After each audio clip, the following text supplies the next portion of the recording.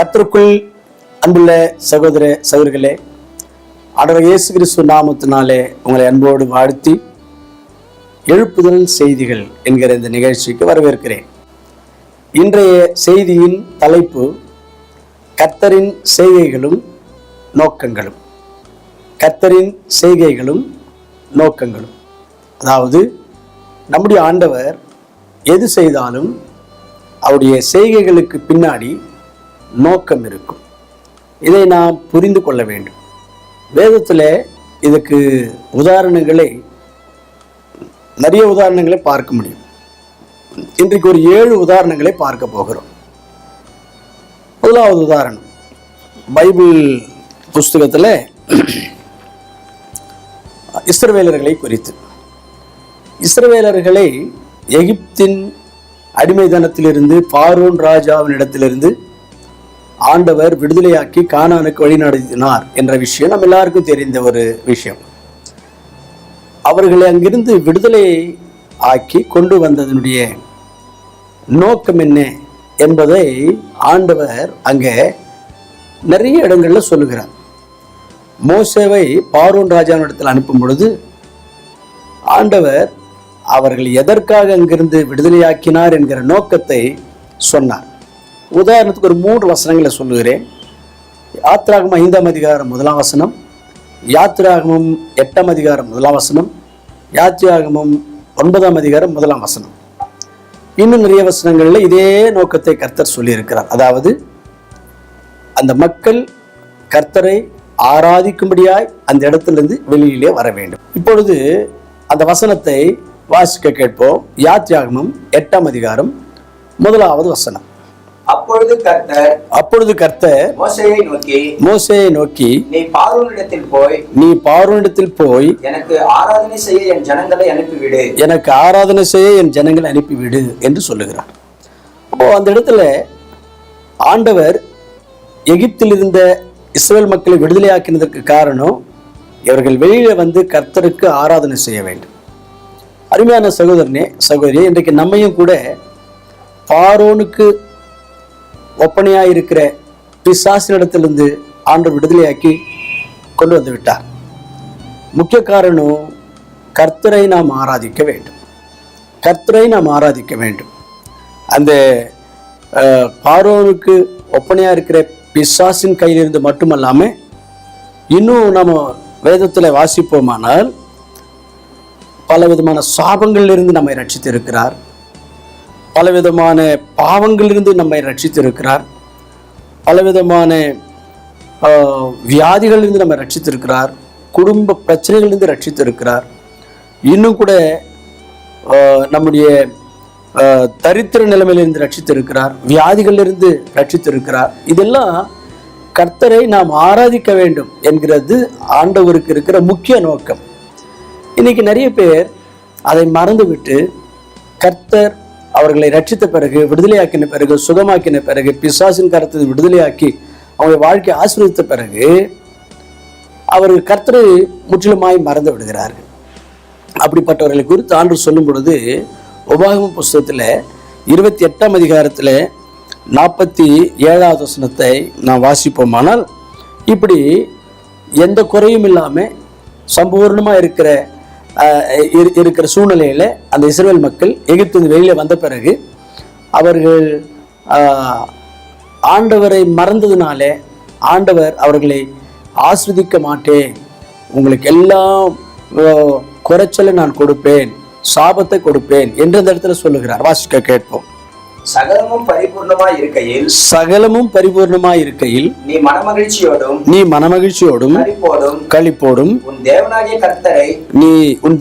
கர்த்தரை சேவியாமற் போனது நிமித்தம் சகலமும் குறைவுபட்டு பட்டினியோடும் தாகத்தோடும் நிர்வாணத்தோடும் கர்த்தர் உனக்கு விரோதமாய் அனுப்பும் சத்துருக்களை சேவிப்பாய்.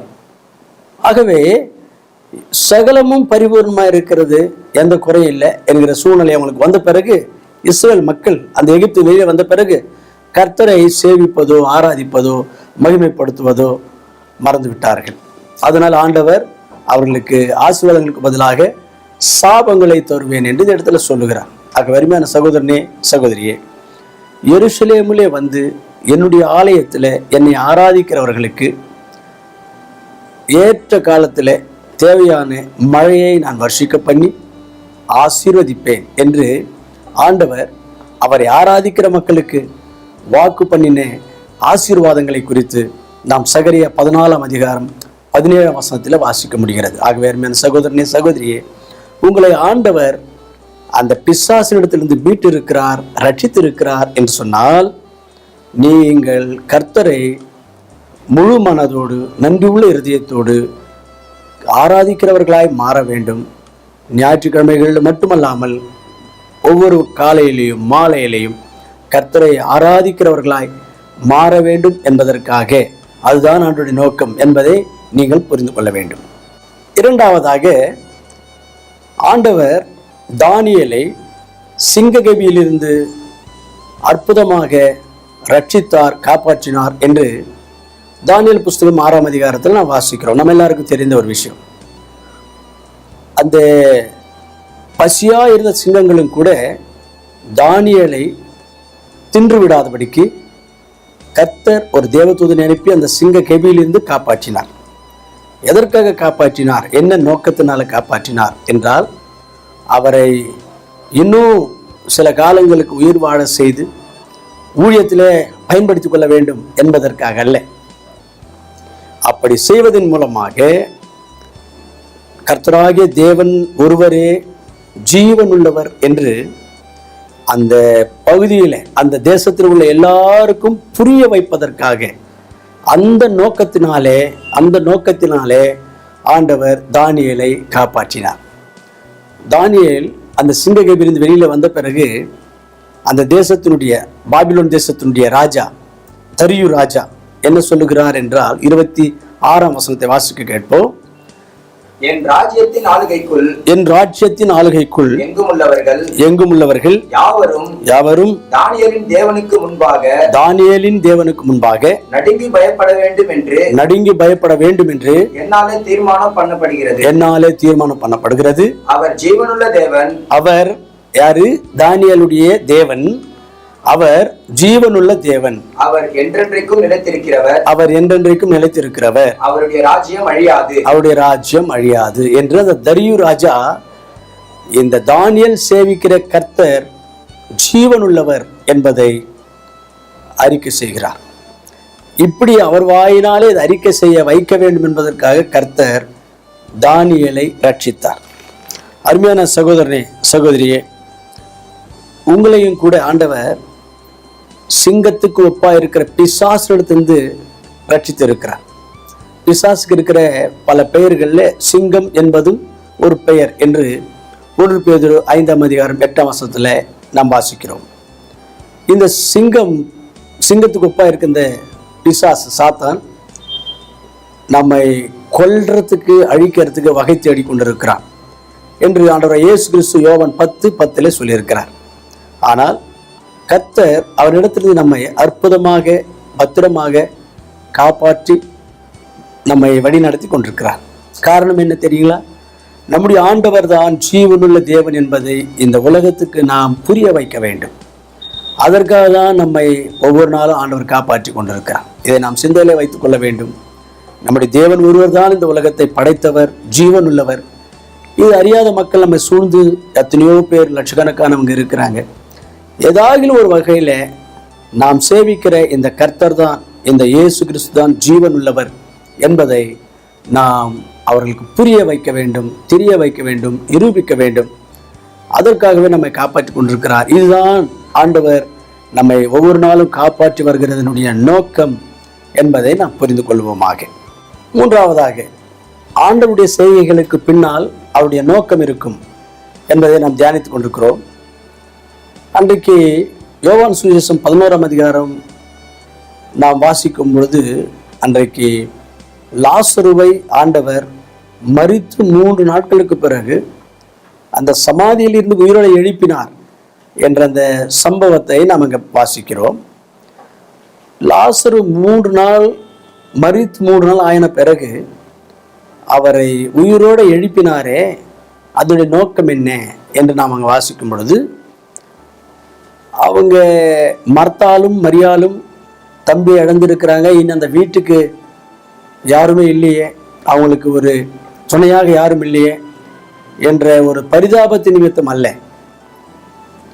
அங்க இருக்கிற அங்க நோக்கம் என்ன என்றால், சூழ்ந்திரு இருந்த மக்கள் ஆண்டவருடைய மகிமையை பார்க்க வேண்டும், ஆண்டவர் மேல் விசுவாசம் வைக்க வேண்டும். அதுதான் அதனுடைய நோக்கம். அதனால்தான் அவர் லாசரு மரித்த 3 நாளுக்கு பிறகு ஆண்டவர் இயேசு கிறிஸ்து அந்த இடத்துல வருகிறார். அந்த இடத்துல யோவான் 11:45 நான் வாசிக்கும் பொழுது அப்படிதான் நடக்கிறது. அந்த இடத்துல இயேசு கிறிஸ்து அந்த இடத்துல வருகிறார், லாசரை உயிரோடு எழுப்பினார். சூழ்ந்திருந்த மக்கள் எல்லாரும் விசுவாசத்துல அவர்கள் பலன் அடைந்தார்கள் என்ற ஒரு விஷயத்தை அங்கே வாசிக்கிறோம். வாசிக்க கேட்போம். 45ஆம் வசனம். அப்பொழுது மரியாளிடத்தில் வந்திருந்து இயேசு செய்தவைகளை கண்டவர்களாகிய யூதர்களில் அநேகர் அவரிடத்தில் விசுவாசம் உள்ளவர்கள் ஆனார்கள். இயேசு செய்தவைகளை கண்டவர்களில் அநேகர் யூதர்கள் இயேசுவிடத்தில் விசுவாசம் வைத்தார்கள். அதுதான் அந்த இடத்துல நோக்கம். அது அருமையான சகோதரனே, சகோதரியே, உங்களுடைய வாழ்க்கையிலையும் கூட எத்தனையோ அற்புதங்களையும் அதிசயங்களையும் நீங்களும் பார்க்கும்படியாக, நீங்களும் படிக்கும்படியாக, நீங்களும் காணும்படியாக கர்த்தர் உங்களுக்கு அந்த அனுபவங்கள் எல்லாம் கொடுத்திருக்கிறார். நீங்க எந்த அளவுக்கு விசுவாசத்துல வளர்ந்திருக்கிறீர்கள் என்பதை யோசித்து பாருங்கள். ஆகவே விசுவாசத்துல நாம் வளர்ந்தால்தான் ஆண்டுடைய அற்புதங்களை பார்க்க முடியும், ஆண்டுடைய நாமத்தினாலே அற்புதங்களை செய்ய முடியும். மத்தேயு 13ஆம் அதிகாரத்தில் 58ஆம் வசனத்தில் அவிசுவாசம் இருந்ததினாலே தேவனுடைய அற்புதங்களை சிலர் அந்த இடத்துல பெற்றுக்கொள்ளவில்லை. மத்தேயு 17ஆம் அதிகாரத்தில் விசுவாசம் குறைச்சல் இந்த சீசர்களுக்குள்ளே காணப்பட்டதினாலே கர்த்தருடைய நாமத்தினாலே அற்புதங்களை அவர்களால் நிகழ்த்த முடியவில்லை. அதனால தான் சொன்னேன், நமக்கு விசுவாசம் இருந்தால் தான் கர்த்தரை மகிமைப்படுத்த முடியும், கர்த்தரை சந்தோஷப்படுத்த முடியும், கர்த்தரிடத்தில் நாம் கேட்கிற நன்மைகளை ஆசீர்வாதம் பெற்றுக்கொள்ள முடியும், அற்புதங்களை செய்ய முடியும், அற்புதங்களை பார்க்க முடியும்.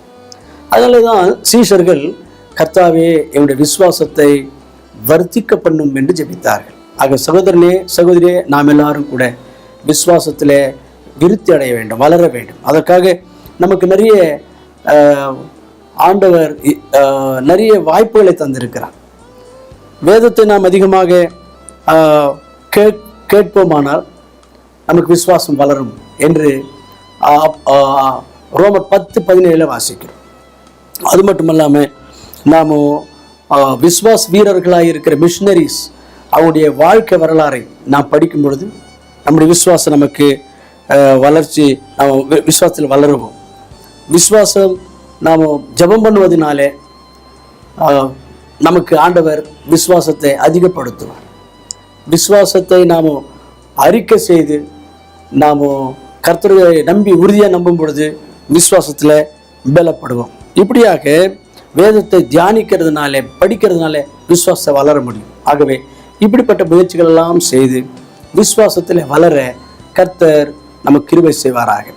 4வதாக இங்கே சிம்சோனை குறித்து வாசிக்கிறோம்.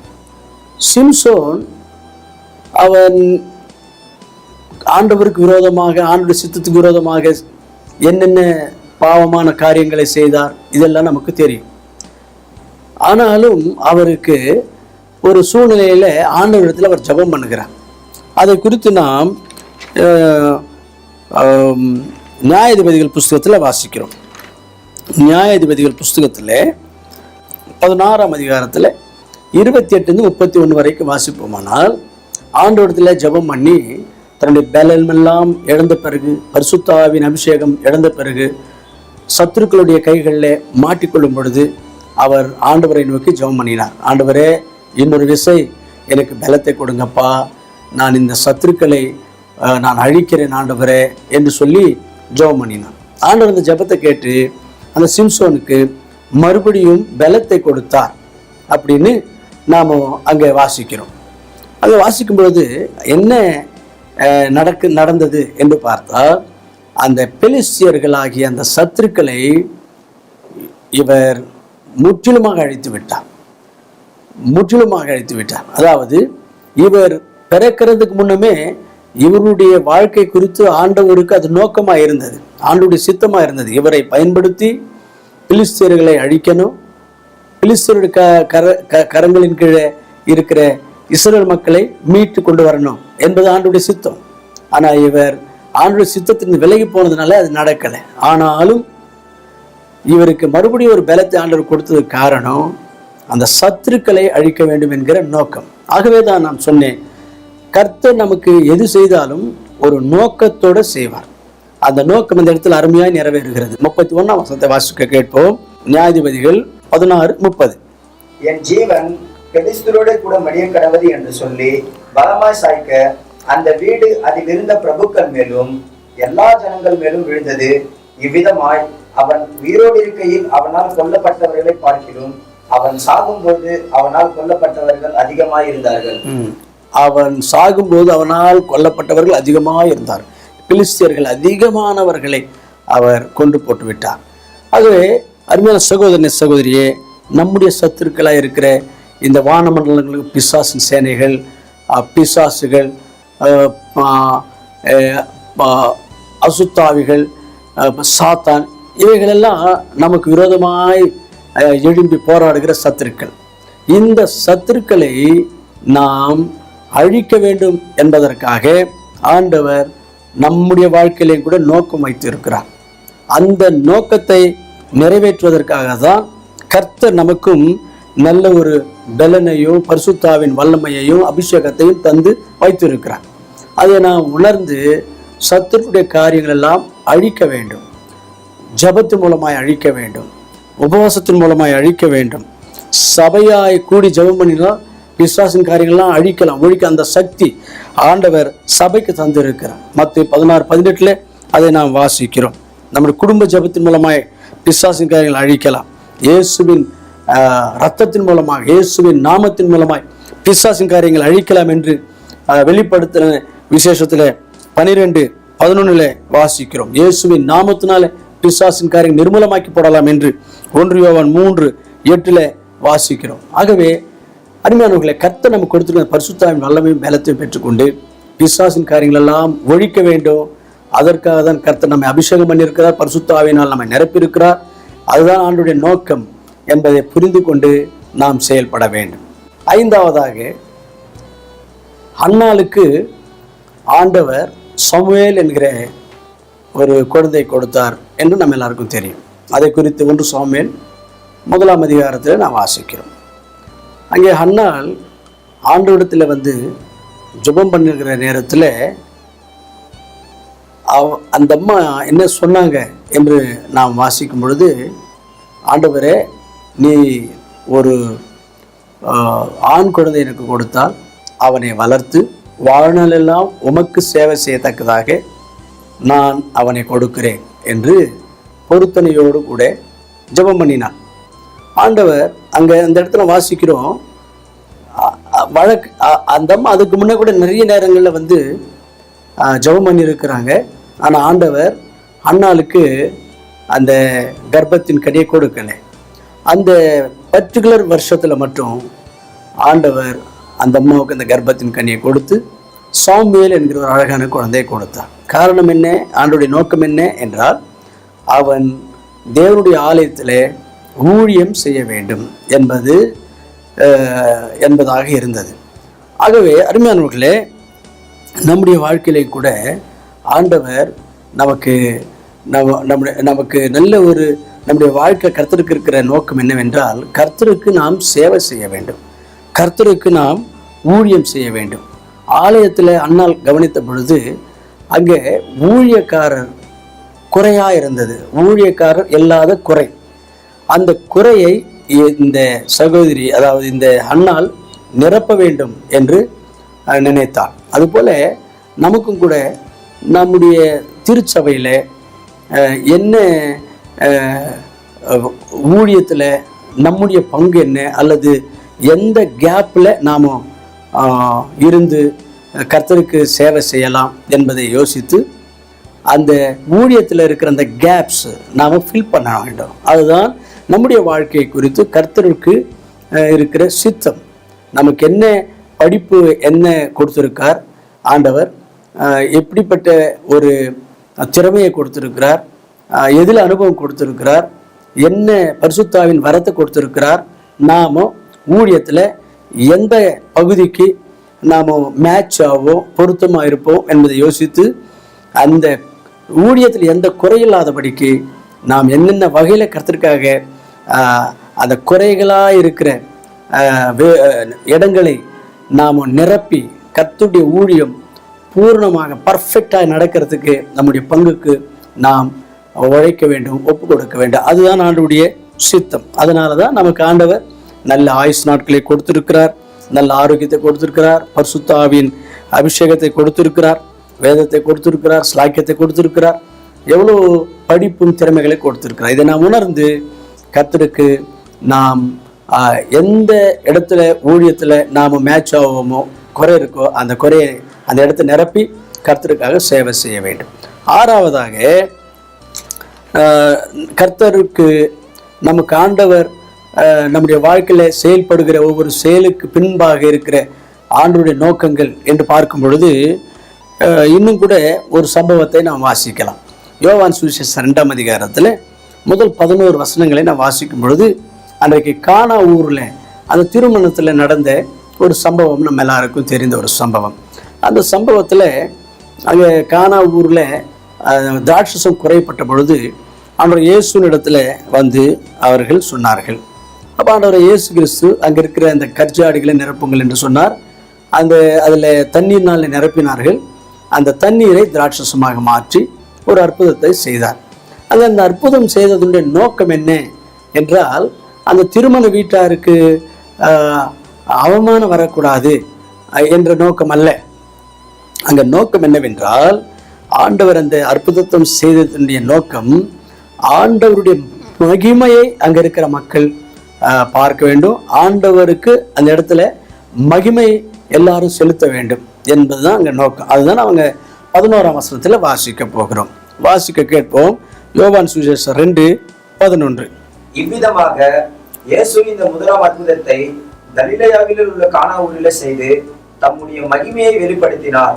அவருடைய சீஷர்கள் அவரிடத்தில் விசுவாசம் வைத்தார்கள்.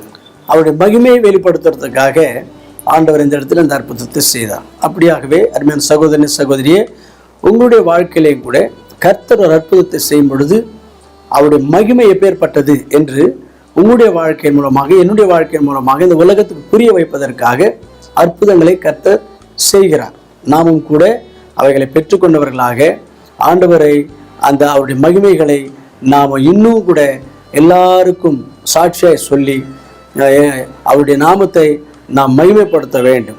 இதற்காக தான் நம்முடைய வாழ்க்கையில கர்த்தர் அற்புதங்களை செய்கிறார் என்பது 6வது விஷயம். கடைசியாக 7வதாக, பழைய ஏற்பாட்டில் இன்னொருவரை குறித்து கூட நான் பார்க்கலாம், ஆபிரகாம்.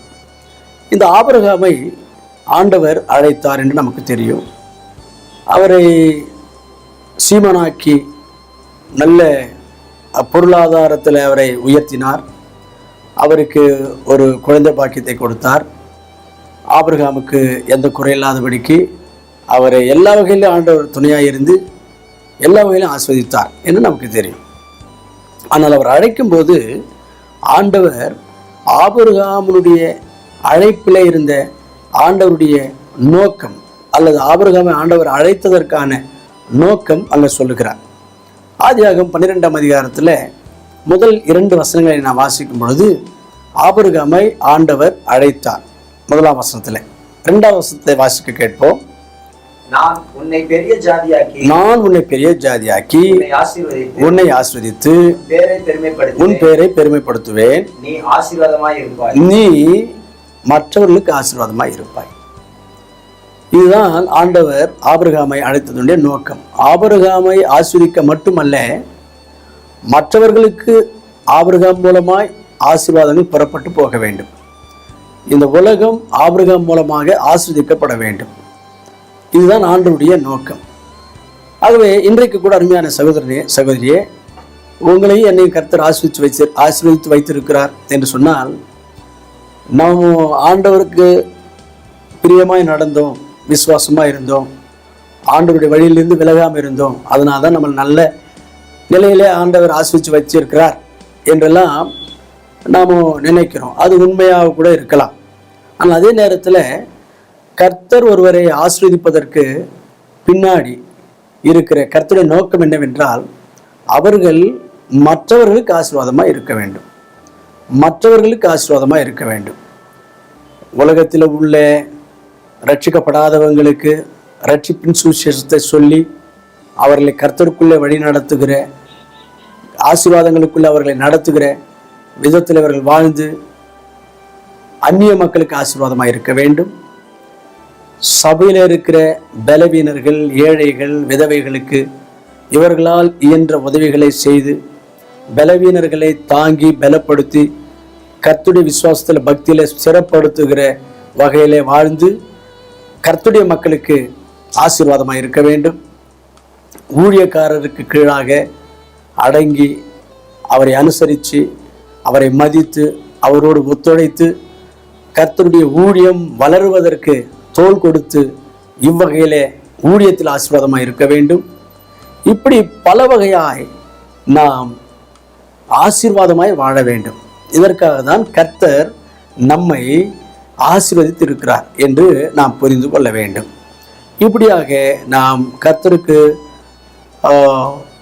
பிரியமாக வாழ்ந்து உலகத்துக்கு ஆசீர்வாதமாக வாழ்ந்து கர்த்தரை நாம் மகிமைப்படுத்தும் பொழுது நம்முடைய வாழ்க்கை ஒரு அற்புதமான ஒரு வாழ்க்கையாக இருக்கும். நம்முடைய வாழ்க்கையில ஆண்டவருக்கு என்ன நோக்கம் இருக்கிறதோ அல்லது எத்தனை வகையான நோக்கங்களை கர்த்தர் நம்முடைய வாழ்க்கை குறித்து சிந்திக்கிறாரோ அந்த நோக்கங்கள் எல்லாம் நிறைவேறும். ஆண்டவர் சந்தோஷப்படுவார். நம்முடைய வாழ்க்கையும் ஒரு திருப்தியான ஒரு வாழ்க்கையாக பக்தியும் நம்முடைய வாழ்க்கையும் நமக்கு ஒரு ஆசீர்வாதமாக திருப்தியாகவும் இருக்கிற ஒரு விதத்தில் அமையும். அப்படிப்பட்ட ஒரு கிருபை கர்த்தர் நமக்கு செய்வாராக. நாம் எல்லாரும் ஒரு காரியத்தை மறக்கக்கூடாது. நம்முடைய வாழ்க்கையில் கர்த்தர் நடத்துகிற ஒவ்வொரு செய்கைக்கும் பின்னால் ஒரு நோக்கம் இருக்கும். அதை நாம் ஆராய்ந்து புரிந்து கொண்டு அந்த நோக்கத்தை நிறைவேற்றுவர்களாய் ஜீவிக்க வேண்டும் என்ற ஒரு சத்தியத்தை நாம் உணர்ந்தவர்களாக அதன்படி ஜீவிக்க கர்த்தர் நமக்கு கிருபை செய்வாராக. ஜெபம் செய்வோம். பரலோகத்தின் பிதாவே, என்னுடைய வாழ்க்கையில் என்ன நடந்தாலும் அதற்கு பின்பாக உம்முடைய நோக்கம் ஒன்று இருக்கும் ஆண்டவரே. ஆகவே தற்செயலாக எதுவும் எங்களுக்கு நடக்காது. ஆகவே எங்கள் தேவனாகிய கர்த்தாவே, எங்களுடைய வாழ்க்கையில் நடக்கிற ஒவ்வொரு நிகழ்ச்சிக்கும், ஒவ்வொரு ஆசீர்வாதத்துக்கும், ஒவ்வொரு கஷ்டத்துக்கும் நஷ்டத்துக்கும் பின்னாடி ஒரு நோக்கம், உம்முடைய நோக்கம் ஒன்று இருக்கும் என்று நாங்கள் உணர்ந்து அதை புரிந்து கொண்டு அதிலே நாங்கள் ஜீவிக்க எங்களுக்கு அப்படிப்பட்ட ஒரு முதிர்ச்சியும் தேர்ச்சியும் எங்களுடைய விசுவாசத்தில் பக்தி வாழ்க்கையில் தந்து எங்களை வழி நடத்தும் ஆண்டவரே. இயேசு கிறிஸ்துவின் நாமத்தில் ஜெபிக்கிறோம் நல்ல பிதாவே. ஆமென்.